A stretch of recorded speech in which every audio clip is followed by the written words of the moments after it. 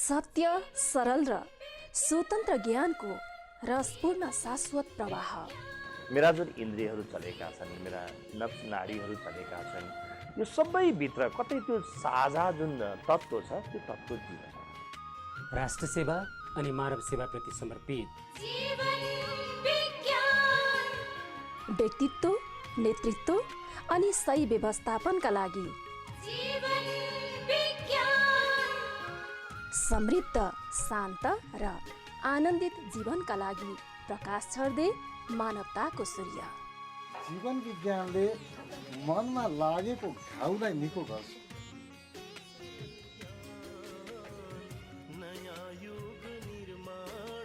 जीवन विज्ञानका साथमा हरेक दिन बिहान 6 बजे कान्तिपुर टेलिभिजनमा।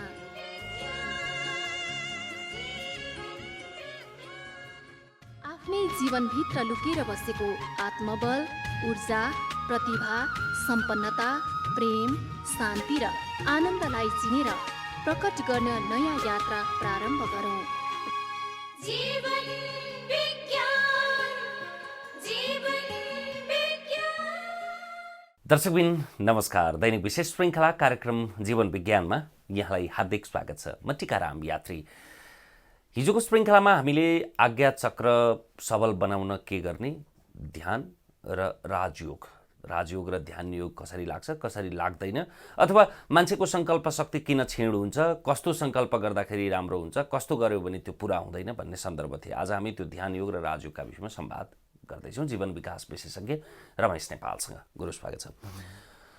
जस्तो ध्यान योग र राजयोगको शाब्दिक रूपमा चाहिँ फरक के? ध्यान भनेको त्यो ध्यान दिने, ध्यानसँग सम्बन्धित भयो। राजयोग भनेको सबै योगहरूको राजा भएर राजयोग भन्न खोजे, त्यति हो होइन? खास त यो ध्यान योग नै हो।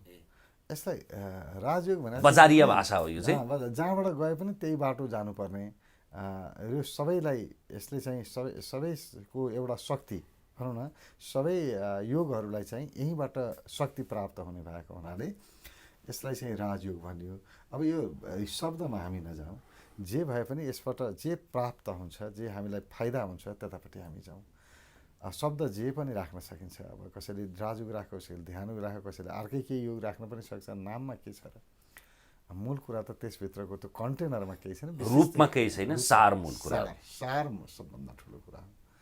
त्यस कारण हामी सहरमा जाउँ।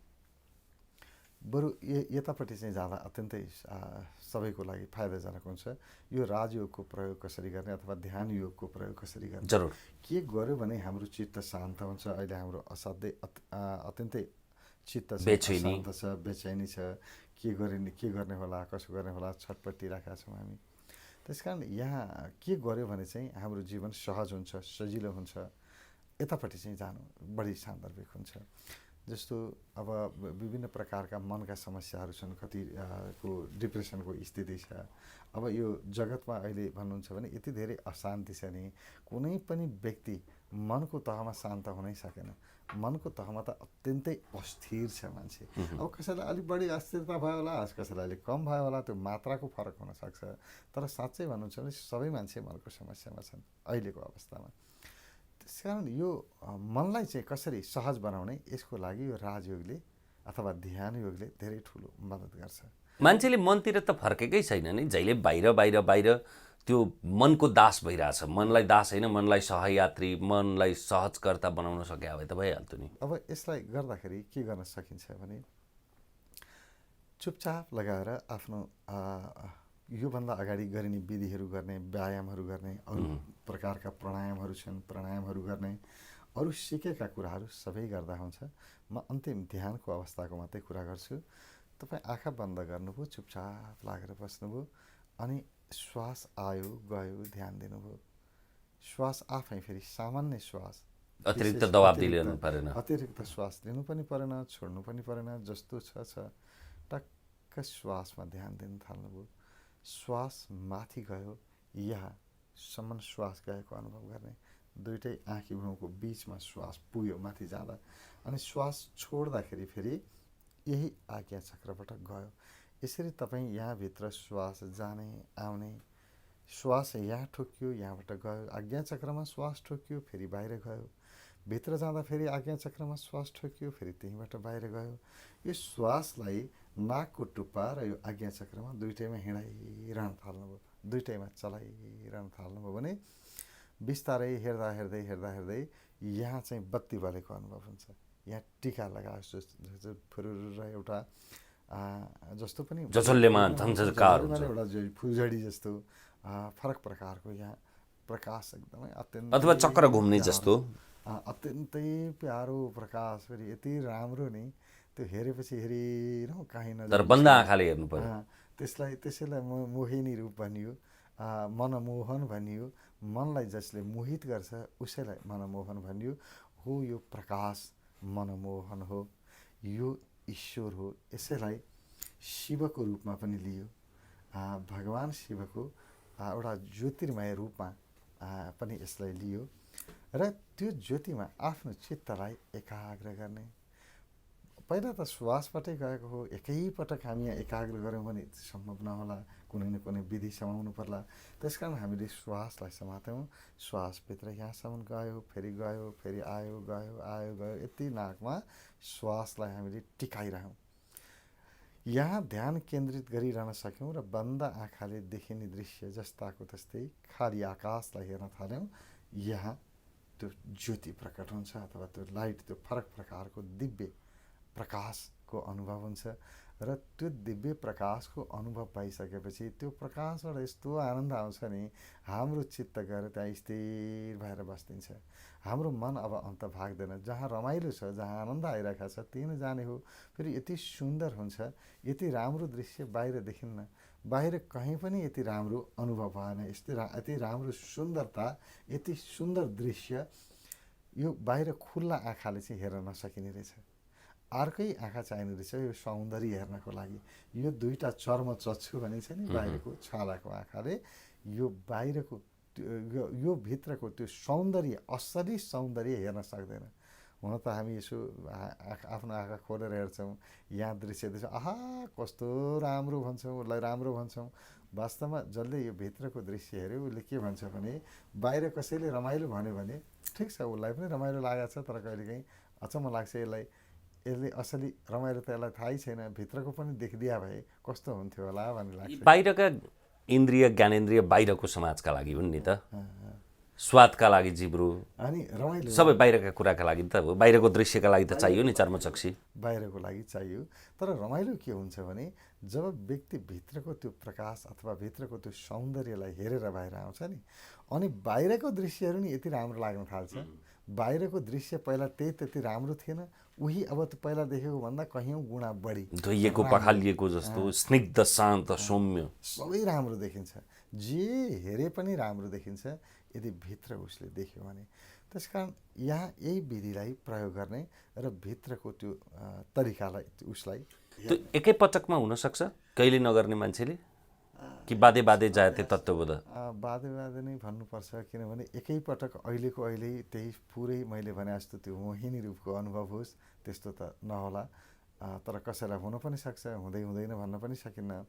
त्योभन्दा अगाडि गरिने विधिहरू जस्तो नाडी शोधनको विधिहरू हुनसक्छ, या नमस्कार प्राणायामको विधि हुनसक्छ, या बीज प्राणायामको विधि हुनसक्छ। यी विधिहरूलाई पहिला प्रयोग गरिसकेपछि चाहिँ हामी बस्यौँ भने अहिले एकैपटक पनि नहोला भन्न सकिन्न, हुनसक्छ।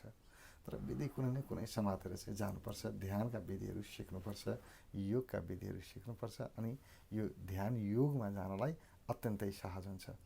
र एकपटक हामी ध्यान योगमा प्रवेश गऱ्यौँ र आफ्नो आन्तरिक आफूभित्र रहेकै त्यो दिव्य प्रकाशको अनुभव गऱ्यौँ, जो आफैमा छ, कहीँबाट लिएर आएको होइन, प्रत्येक व्यक्तिभित्र छ, उसैसँग भएको कुरा न हो, कहीँबाट ल्याउने होइन, कुनै मान्यता होइन, कुनै धारणा होइन। यो त पुरा शुद्ध जान्यता चाहिँ हो। मान्यता नभएर यो जान्यता, आफैले जानेको आफ्नै कुरा। अब यहाँ कसैले कुनै बाहिरबाट लिएर आएर धर्म दिने होइन, मन्त्र दिने होइन, यो त आफ्नो कुरा हो नि। त्यो आफ्नो कुरा व्यक्तिले जब जान्न थाल्छ, आफ्नो सम्पत्ति, निजी सम्पत्ति प्राप्त गर्न थाल्छ, त्यसपछि उसलाई के लाग्छ भने म चाहिँ सबैभन्दा बढी सम्पत्तिवान मान्छे त मै हुँ कि क्या हो, म पो सम्पन्न हुँ त भने जस्तो त्यस्तो सम्पत्ति आफूसँग भएको अनुभूति गर्छ। किनभने त्यो शक्तिलाई, त्यो भित्रको दिव्यतालाई, त्यो शक्तिलाई अनुभव गरिसकेपछि हामी सबैतिर बिस्तारै सफल हुन थाल्छौँ। दरिद्रीपन त तुरुन्तै हटा, दुखीपन दरिद्रीपन मन शान्त हुन्छ अनि सबै कुरामा हामी बिस्तारै, किनभने आज्ञा चक्र सबल पनि तपाईँको आज्ञा चक्र एक्टिभ नभइकन, क्रियाशील नभइकन त्यो ज्योतिको अनुभव हुँदैन, त्यो दिव्य प्रकाशको अनुभव हुँदैन। अब दिव्य प्रकाशको अनुभव तपाईँले गरिसक्नुभयो भनेपछि आज्ञा चक्र सबल हुन थाल्यो। अब भइसकेपछि त तपाईँका अब सङ्कल्पहरू पुरा हुन थाल्छन्।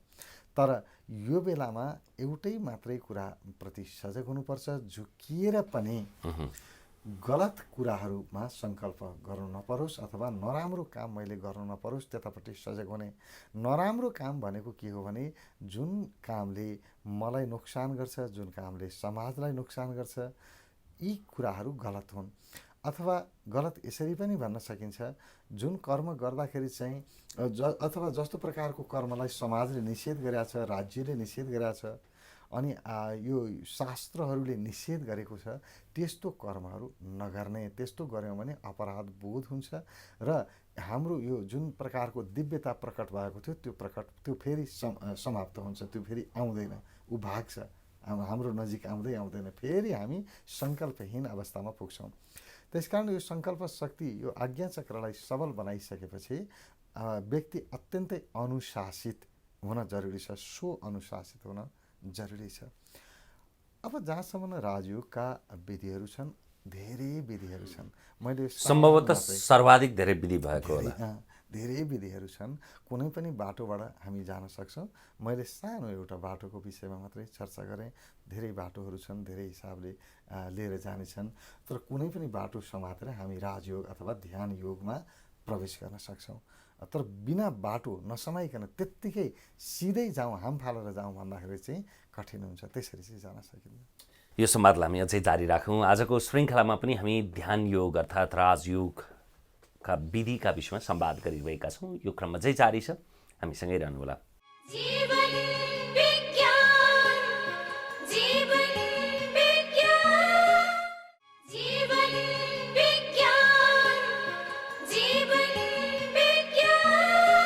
पुनः स्वागत छ जीवन विज्ञानको आजको श्रृङ्खलामा। हामी ध्यान योगको विधि, शैली, तरिका र त्यसले त्यो मार्फत सङ्कल्प शक्तिलाई, आज्ञा चक्रलाई सबल बनाउने विषयमा केन्द्रित भइरहेका छौँ। गुरु पुनः स्वागत छ। यसका केही नमुना विधिहरूका विषयमा नि, जस्तो हामीले त्यो श्वासबाट जाने बडा सरल सहज, अरू बेला पनि हामी कयौँ पटक भन्ने गर्छौँ।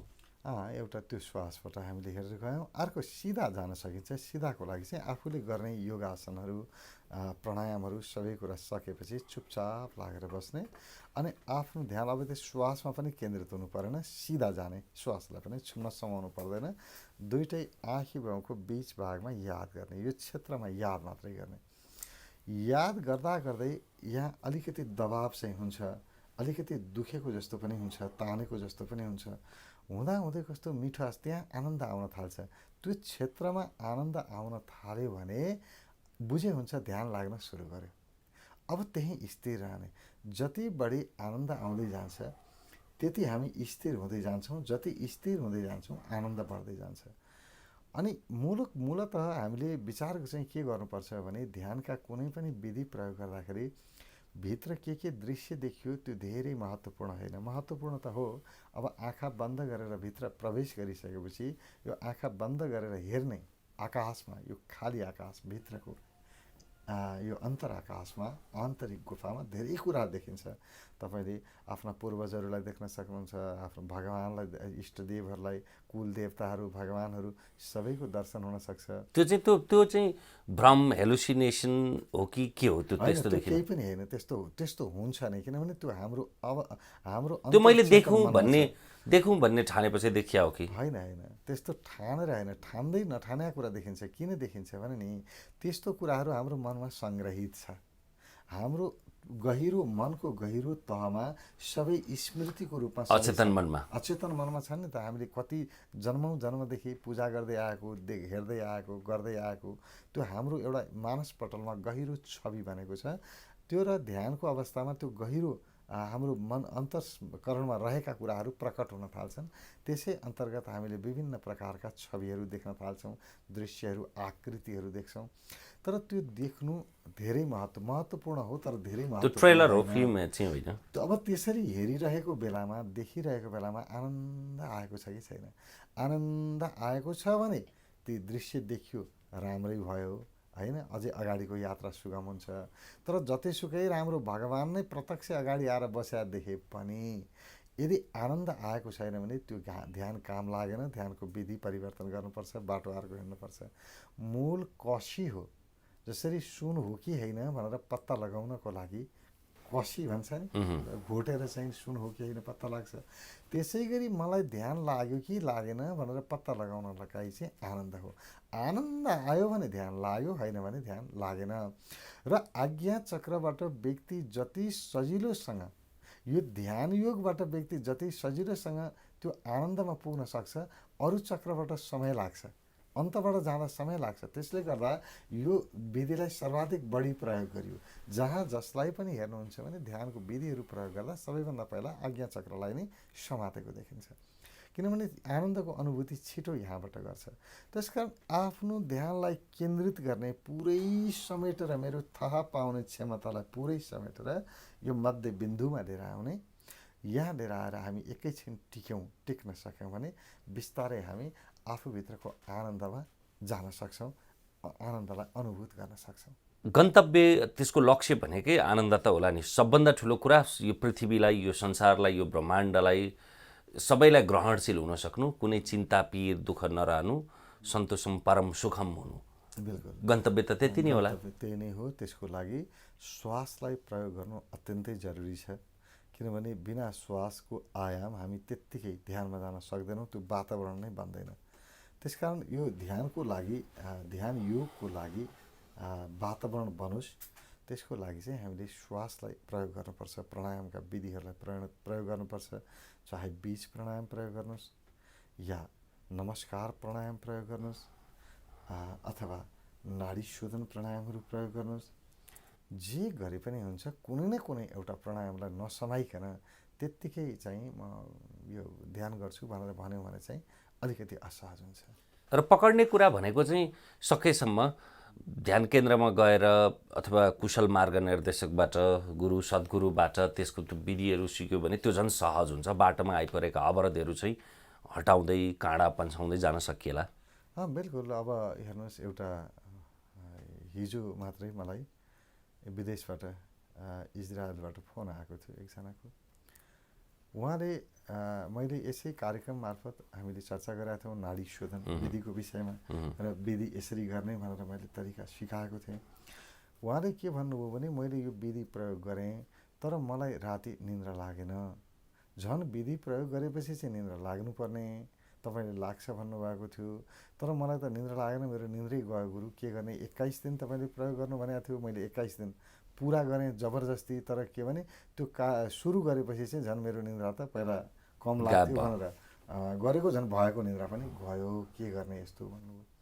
कसरी गर्नुभयो भनेर सोद्धा उहाँले के गर्नुभएको छ भने, अब बेलुका सुत्ने बेलामा निन्द्राको औषधि बनाएको थियो नि त भनेर उहाँले के गर्नु भने बेलुकालाई चाहिँ प्रयोग गर्नुभयो। बेलुका सुत्ने बेलामा नाडी शोधन गर्नुभयो। हेर्नुहोस्, अब सुत्ने बेलामा श्वासको क्रिया गर्नुहुन्न। मैले बार बार के भनेको छु भने, कुनै पनि विधिहरू बेलुकाको खाना खाएपछि गर्नुहुन्न। श्वासका सकेसम्म त सुत्नु 2 घण्टा अगाडि केही पनि नगर्नु, केही पनि नसोच्नु भन्छ योगले त। अब यसो नि त, खाना खाएको 2 घण्टाभन्दा 2 घण्टा त खाना खाइसकेपछि सुत्भन्दा सुत्ने बेलाभन्दा 2 घण्टा अगाडि नै खाना खानुपर्छ। यदि तपाईँले 10 बजे सुत्नुहुन्छ भने कमसेकम पनि 8 बजेभित्र खाना खाइसकेका हुनुपर्छ। अब तर त्यो 8 बजे खाना खानुहुन्छ भने 8 बजेभन्दा अगाडि नै साँझको समयमा सबै प्राणायामका विधिहरू प्रयोग गर्न सकिन्छ, ध्यान गर्न सकिन्छ, ठिक छ।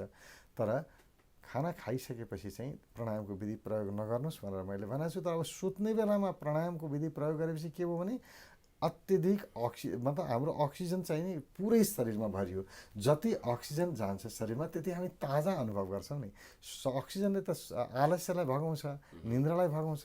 त्यसकारण उहाँमा यति प्रचुर मात्रामा अक्सिजन भइदियो कि अब सुत्न सक्ने क्षमतै भएन, ताजा तरोज भइदियो। जबकि सुत्नको लागि कार्बन डाइअक्साइड चाहिन्छ। हेर्नुहोस्, अक्सिजन भयो भने सुत्न सकिन्न। त्यही भएर त प्रकृतिले त्यस्तै व्यवस्था गरेको छ नि। राति चाहिँ कार्बन डाइअक्साइड प्राप्त हुन्छ, दिउँसो चाहिँ नि अक्सिजन प्राप्त हुन्छ। गुम्म परेको घाम अलिअलि लागेको घुर्मैलो समय छ भने पट्यार लाग्छ नि, मान्छेलाई निन्द्रा लाग्न थाल्छ नि। लाग्छ अक्सिजन कम, सूर्यको प्रकाश नभइकन अक्सिजन बन्दैन।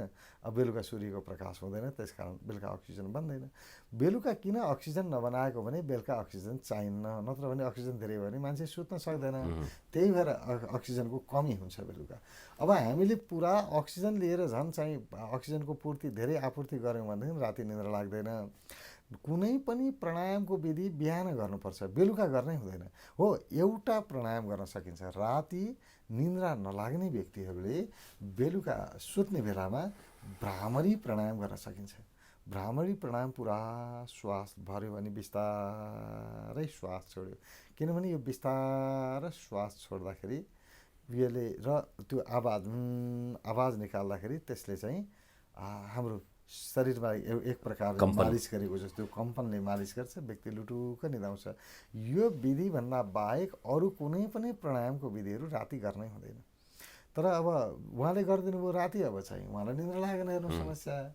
अब हामीले के गर्छौँ भने सुन्दाखेरि सबै कुरा सुन्दैनौँ, पुरा सुनेको भए पूर्णतामा सुन्दैनौँ। पूर्णतामा सुन्दैनौँ भने जे चाहियो त्यति टक्क अलिकति सुन्यो अनि अरू छोडिदियो अनि कुरा बुझ्दैनौँ। अनि यही भएर के हुन्छ भने यो टेलिभिजन हेरेको भरमा, त्यहाँबाट सिकेको विधिको भरमा ध्यान या क्रियाहरू गर्नु, योग गर्नु त्यति उपयुक्त हुँदैन। त्यसकारण चाहिँ योग गर्नु छ, ध्यान सिक्नु छ भने योग्य प्रशिक्षकको अगाडि बसेर, जसले सिकाउन जानेको छ, सिकाउँछ, उसलाई आफूलाई पनि अनुभव छ, त्यस्तो व्यक्तिको अगाडि बसेर मात्रै सिक्नुपर्छ। तर मान्छेहरूले हाम्रो जीवन विज्ञानको संवादको मात्रै होइन, अधिकांश मान्छेले त घर घरमा बिहान त टेलिभिजनबाट हेरेको योगकै कारणले त गरिरहेको हुन्छन्। त्यही त गल्ती गऱ्यौँ नि हामीले, टेलिभिजन हेरेकै कारणले मात्रै हामीले गर्दाखेरि या त त्यो सजगता आफूमा हुन सक्नु पर्यो, एक कुरालाई त्यो बुझ्ने सामर्थ्य म खाली भएर सुन्न सक्नु पर्यो। हामी सुन्दैनौँ, यहाँ टेलिभिजन पनि हेरेको छ, अन्तको काम पनि गरिराखेको छ, अनि अरूसँग कुरा गर्न पनि भ्याएको छ, बिचरा फुत्त सुन्न पनि भ्याएको छ। अब त्यसरी जाँदाखेरि केही कुरा सुनिन्छ, अलिकति बुझिन्छ, अलिकति बुझिँदैन, अधुरो बुझिन्छ। आधा बुझ्ने बित्तिकै एकदमै त्यसले नोक्सान गर्छ। त्यहाँ त ध्यानै विकेन्द्रित हुन्छ नि त। टेलिभिजन हेर्दै गर्नु भनेको बाबा रामदेवको अथवा अरू कसैले गराएको टेलिभिजनको सो उता पनि हेरिरहेछ आँखाबाट, यता पनि त्यसरी गरिरहेछ। त्यो त खालि अनुकरण जस्तो भयो। त्यसबाट त के उपलब्धि हुन्छ र? बिल्कुल आँखा कम्तीमा बन्द भएर चित्तलाई निर्मल पारेर आफूभित्र फर्किनु पर्यो नि। टिभीतिर छुटेछ के हो अघि गरे के भन्दै गरेपछि कसरी हुन्छ र? त्यही त अलिकति गडबड हुन्छ, सक्दैनौँ हामी। त्यसकारण योग्य प्रशिक्षकको अगाडि बसेर नै ध्यान योगहरू सिक्नु सबैभन्दा उत्तम हुन्छ। यसो गर्दाखेरि चाहिँ हाम्रो आज्ञा चक्र पनि ठिक रहन्छ। होइन भने के हुन्छ भने यस्तैबाट पनि आज्ञा चक्र यहीबाट पनि बिग्रिन्छ। यो गर्यो भएन, मलाई भन्यो आधा छोडिदियो, भएन, फेरि अर्को गर्यो, अर्को हुन्छ कि भन्यो, छोडिदियो। अब विभिन्न प्रकारका तरिकाहरू खोज्यो, गर्यो, अनि फेरि अलिकति गर्यो, छोड्यो, अलिकति गर्यो, छोड्यो। हेर्नुहोस्, एउटै तरिका काफी छ ठिक गर्न। ठिक ढङ्गले गर्ने हो भने एउटा विधि सबै चक्रलाई जगाउनलाई काफी छ। एउटा आज्ञा चक्र, एउटा ध्यान योगलाई मात्रै समात्यौँ हामीले भने हामी सबैवटा चक्रहरूलाई जगाउन सक्छौँ। सबै चक्र समृद्ध हुन्छ, राम्रो हुन्छ। त्यसकारण धेरैवटाहरू खोज्नुपर्ने आवश्यकै पर्दैन। जति भाँडो उति चुबुरको हुन्छ, नत्र भने बस समस्या मात्रै बढ्छ। त्यसैले गर्दाखेरि अब यो एउटा जुन विधि समाते पनि एउटा समाउँ। त्यही भएर म बार भन्छु, एउटा बत्ती बल्या छ नि, त्यही बत्ती समाउँ न, त्यसले अरू बत्ती पनि सल्काउन सजिलो हुन्छ। त्यसकारण आफूसँग जे छ त्यसलाई प्रयोग गर्नुपर्छ, जे गर्न सजिलो हुन्छ त्यसलाई प्रयोग गर्नुपर्छ। सजिलोबाटै सुरु गर्ने, एकैपटक गाह्रोमा नजाने, सजिलोबाट सुरु गर्दै गर्दै गाह्रोलाई पनि पुरा गर्न सक्ने सामर्थ्य, क्षमता बढ्दै जान्छ। आफूभित्रको क्षमता बढाउँदै लग्यो अनि फेरि कर्मलाई पनि अगाडि बढाउँदै लाग्यो। यो हिसाबले जानुपर्छ। र ध्यान योग, ध्यान र मेरो ध्यानसँग म जोडियौँ, म र मेरो ध्यान फरक नहोस्, म ध्यानसँग एक हौँ, उसँग एकाकार बनाऊँ। म भन्नु र मेरो ध्यान भन्नु फरक नहोस्, र मैले जे गर्छु म पुरै समग्रताको साथमा गर्छु र अधुरो आधा गर्दिनँ। त्यसरी चाहिँ एउटा सङ्कल्प बनाएर, सङ्कल्पलाई पहिल्यै प्रयोग गरेर, सङ्कल्पको विधिलाई प्रयोग गरेर हामीले गर्न सक्यौँ भने हेर्नुहोस्, जहाँसुकै राम्रो मात्रै हुन्छ। जसरी अब सङ्कल्पको विधि अन्तिममा बताउँ, कुनै पनि काम गर्नु छ भने सबभन्दा पहिला 3 पटक लामो गहिरो श्वास लिने अनि पुरा श्वास भर्ने। पुरा श्वास भरेर टक्क रोकिएको बेलामा म यो काम पुरा गरेरै छोड्छु 3 पटक सङ्कल्प गर्ने। श्वास छोड्ने, फेरि श्वास लिने, रोक्ने अनि फेरि आफ्नो कामको सङ्कल्प गर्ने। फेरि श्वास छोड्ने, फेरि लिने अनि रोक्ने, फेरि गर्ने। यसरी 3 पटकसम्म हामीले सङ्कल्प गऱ्यौँ र त्यसपछिबाट कार्य सुरु गऱ्यौँ भने हाम्रो आज्ञा चक्र प्रबल हुन्छ र हाम्रो ध्यान योग बन्द छ। त्यसपछि हस्, यो श्रृङ्खलालाई तुर्याउँ। भोलि अर्को योग सहस्रार चक्रलाई सबल बनाउने साङ्ख्य योगका विषयमा संवाद गरौँला। त्यो त संवादभन्दा पनि अनुभूति होला। यद्यपि प्रसङ्ग आए पछाडि त्यसमा पनि चर्चा गर्नै पर्यो, त्यसका अरू आयामका विषयमा अथवा सबै चक्रहरूको रिभ्यू जस्तो पनि। समय र संवादका लागि धन्यवाद यहाँलाई। आजको श्रृङ्खलामा हामीले आज्ञा चक्रलाई सबल बनाउने राजयोग अर्थात् ध्यान योगका विषयमा संवाद गरौँ।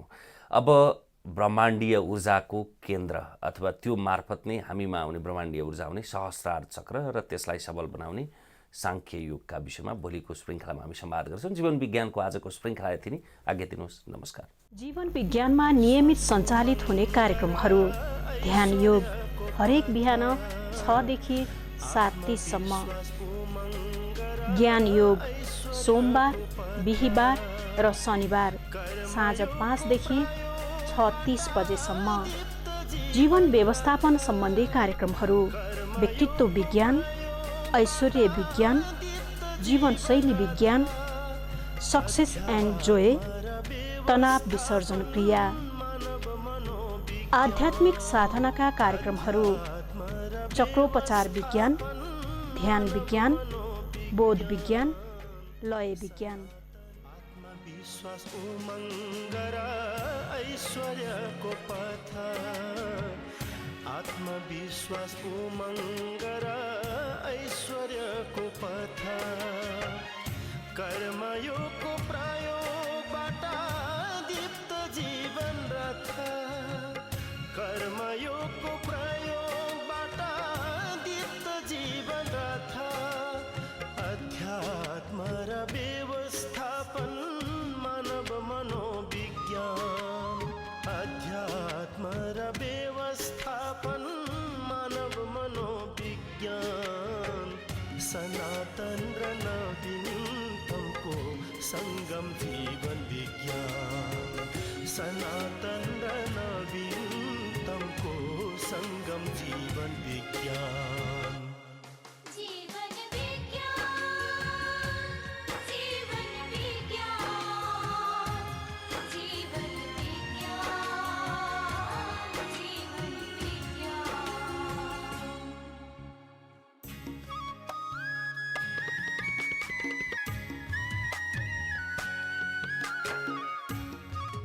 जीवनभित्र लुकेर बसेको आत्मबल, ऊर्जा, प्रतिभा, सम्पन्नता, प्रेम, शान्ति र आनन्दलाई चिनेर प्रकट गर्न नयाँ यात्रा प्रारम्भ गरौँ।